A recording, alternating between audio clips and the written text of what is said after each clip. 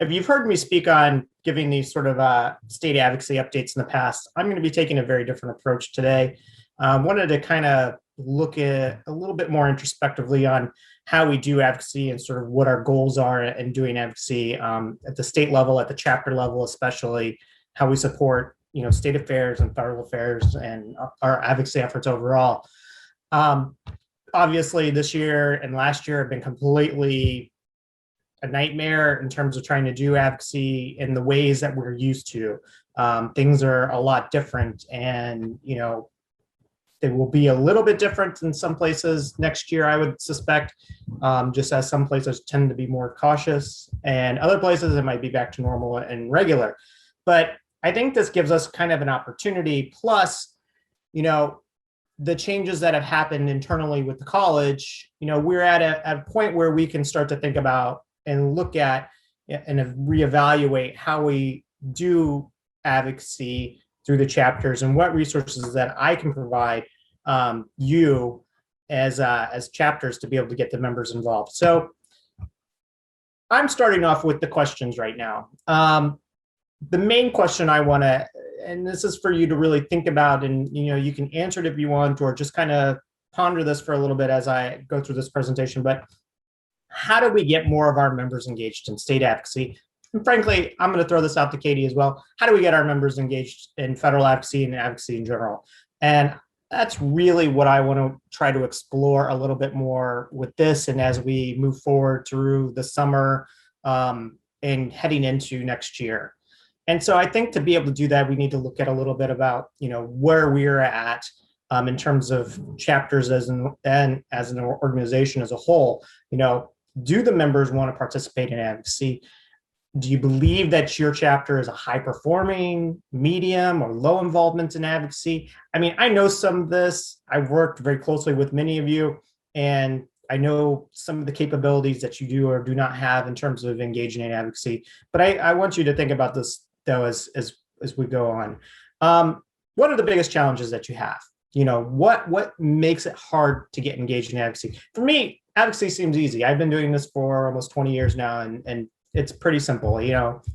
Pick up the phone and you call the office, you send an email, you write letters, you testify, you do the lobbying and all that sort of stuff. But to our members, it's not that obvious. And there is definitely some challenges and some hurdles that we need to kind of figure out to make it as simple and easy for our members as possible, to make them feel comfortable doing advocacy, to make them want to do advocacy. And so what resources can we create? What resources can we provide to do that, to accomplish that? And so I don't have the answers to this, and I don't expect you to have the answers to this, but this is something I want to explore as we head into the summer and we have a little bit more time. Thankfully, most state legislatures are wrapping up. The majority will be done and will take their summer breaks. It gives us a little bit of time and flexibility to think about these things. And I really want your feedback on, what you think about this. So what do we do now? You've seen me talk about this. You've seen John Sutton talk about this. You've probably seen previous iterations of state affairs people talk about this. We monitor state legislation. We've seen the websites information we have. We write letters of support and opposition. We coordinate the grassroots. We do help you with the lobby days. We can do briefings on issues. We have the grant program. We obviously have made changes to the grant program to be more flexible for this year in comparison to the previous years, where it was just where we basically framed it as a lobby day program. We've changed it to an advocacy program, grant program, so we can do more with those monies that are available for you to be able to do advocacy at the chapter level for state. And then, as always, I always offer myself, if there's any little thing that you want, you have any questions, you need some information on something, you want me to come and speak at a chapter meeting, all these sort of things, I'm always happy to do that. We're here for you for those resources.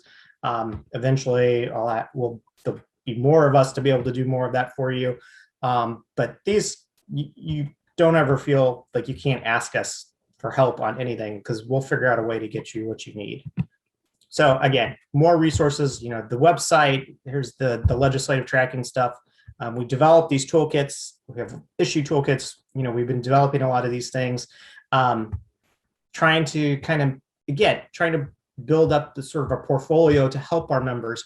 I actually got off, the reason why I have a tie on is just before this, I was with the New York and Brooklyn, Long Island chapters doing a virtual lobby day, an advocacy day, and with legislators, and actually was fantastically done. So while I can put together a lot of materials, I'm going to make Babette put those materials together and share those with you. She actually video or recorded a lot of some of the resources that she had done. So she'll easily be able to share those with you. And that's what another thing I would highly encourage is the ability for you to share amongst each other how you're doing advocacy, what are some of the successes that you've had to get the members engaged, and where we can sort of build upon these opportunities to increase engagement. So there's a few assumptions that I have, and these could be completely wrong, or they could be the wrong questions. So few chapters have advocacy legislative chairs or committees. I know some of you do, and I know they work very effectively, but maybe they don't work effectively. Why? What is missing in that sort of area for your members to feel like they can be involved more at sort of the leadership level within the chapter on advocacy? Those that don't, why don't you have a committee or a chair specifically focused on advocacy? Few chapters use contract lobbyists. I know the handfuls that do. Those that do, does it work for you?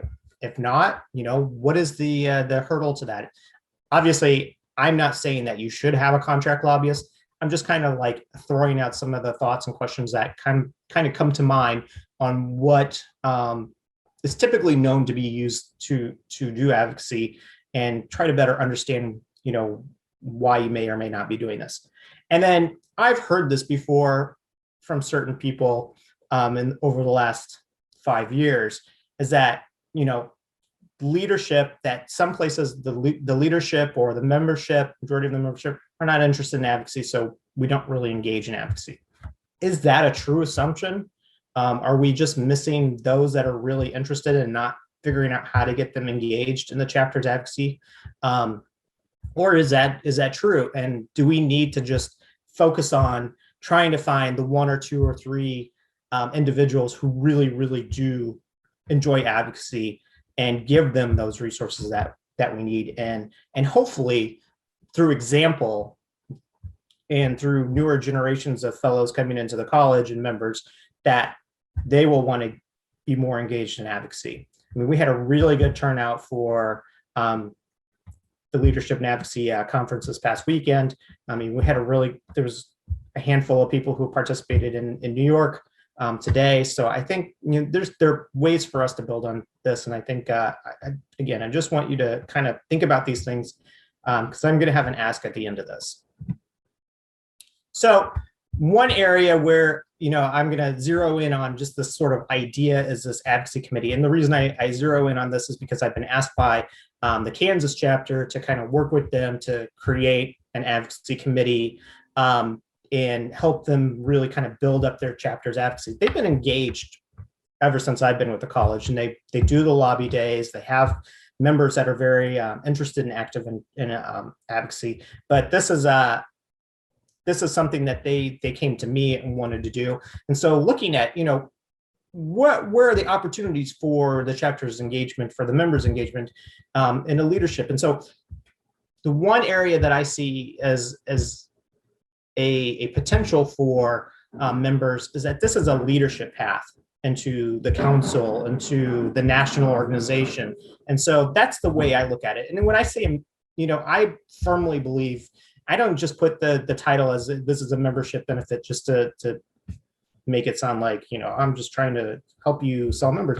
I truly actually believe that. I've been with another organization where we completely rewrote the rule, or basically reconstructed the whole organization to focus around advocacy, because we really did believe that advocacy was one of the key pillars to reasons for joining that that organization. And I firmly believe that advocacy is one of the key pillars for this organization, that the college is a real reason to join, because the government does regulate medicine so much that there is a need for the voice of surgeons at the table here. And so what ways that the members can get involved? I think the committee's structure is something that is doable. It's something that we're going to try out in Kansas. I mean, this is a group where I'm hoping to get at least 3, maybe 6, maybe 5, somewhere around that number of members to be able to kind of take ownership of this, so they can sort of find out what's happening at the state level and build those relationships with the other groups within the state, the medical society, the physician society, physician groups, that they can actually help notify me and inform me on, and our department, on those big issues that are happening and how we should be able to address those. And that helps us identify the trends that are going to happen later on at the federal level. It's just like what we saw with out-of-network surprise billing. That all started at the state level, and then eventually the momentum built where it went to Congress. And being able to react or engage at the state level allows us and builds our credibility to then be able to talk about these issues in Congress. We did a fantastic job in Congress because of the response by our membership, but we might have been able to prevent this or get this done earlier. I don't know. And then this is a committee that can probably help you, or should be able to help organize some of the activities, so you're not feeling like you have to do all the work. I think this is pretty obvious. I think we see this, and this is done in a lot of different parts of our organization. It's just, how do we focus those efforts and those energies into the advocacy aspect of it, instead of like the education or some of the other things that other programs that you do. So it comes back to the questions I asked at the beginning again. Maybe I informed a little bit more of what you were thinking, but again, how do we get more members engaged in state advocacy? What can we do? Help your chapter get more involved in state advocacy. So the ask I'm going to have is, I would like to create sort of a work group or ad hoc committee of you, some chapter executives, and some fellows, some of your members, to kind of get together and sort of talk about some of these things, to reevaluate some of the resources that we have currently, to see if they are useful to you, if they are useful to get engaged in advocacy, what's missing. And I think that we have this opportunity now to kind of rethink things and determine, reshape the way we are able to help you engage in advocacy. So I hope that we can work together.